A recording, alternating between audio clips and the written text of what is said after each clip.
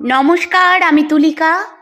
আজকে আপনাদের সামনে এসেছি একটা অন্যরকম কিছু নিয়ে কথা বলতে।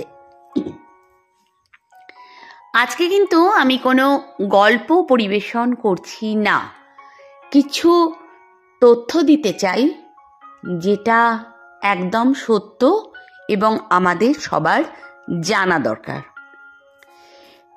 একজন নাগা সন্ন্যাসী হওয়া সহজ নয়। জীবিত অবস্থায় নিজের শ্রাদ্ধ নিজেকেই করতে হয়, নিজের পিণ্ড নিজেকেই দান করতে হয়, অর্থাৎ মেনেই নেওয়া হয় তিনি অশরীরী বা দেহহীন। পার্থিব এই শরীরের মোহ তাকে ত্যাগ করতে হয়। শরীর নয়, শরীরের মধ্যে আত্মার অস্তিত্বে তারা বিশ্বাসী। আমাদের অনেকেরই মনে প্রশ্ন, এই সভ্য সমাজে অঘরী কিংবা নাগা সন্ন্যাসীরা উলঙ্গ থাকেন কেন? অন্য ধর্মাবলম্বীদের কথা ছাড়ুন, আমাদের সনাতন ধর্মের অনেকেই এ নিয়ে দেখেছি সোশ্যাল মিডিয়াতে নানান ব্যঙ্গ বিদ্রূপ করে চলেছেন।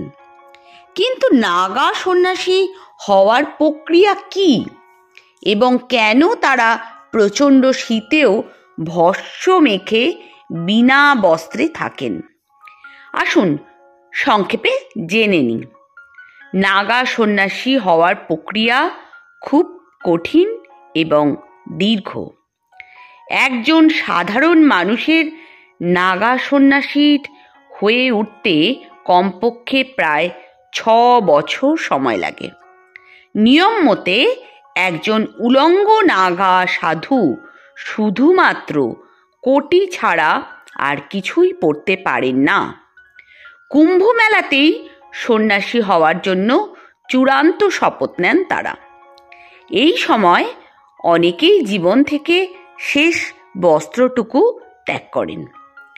এরপর সারা জীবন ওইভাবেই জীবন অতিবাহিত করেন নাগা সন্ন্যাসীরা। এই কারণেই বহু নাগা সন্ন্যাসী কেবল কোটি পরেই ঘুরে বেড়ান।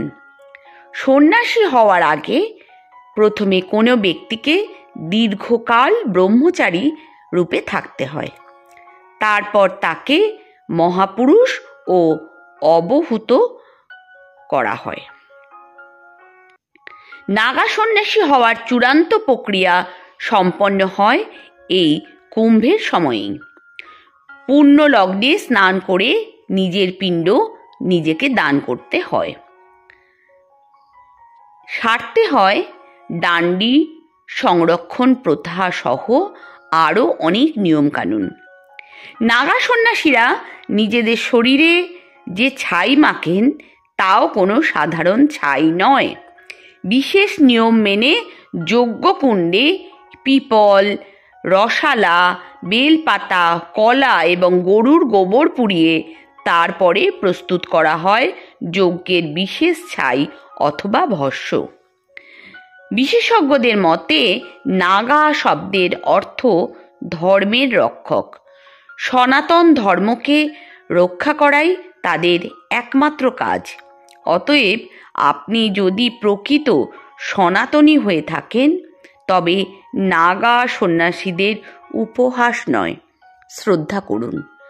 কমসে কম শ্রদ্ধা করতে শিখুন, তবেই আপনার নিজের জীবন শুদ্ধ হতে পারে।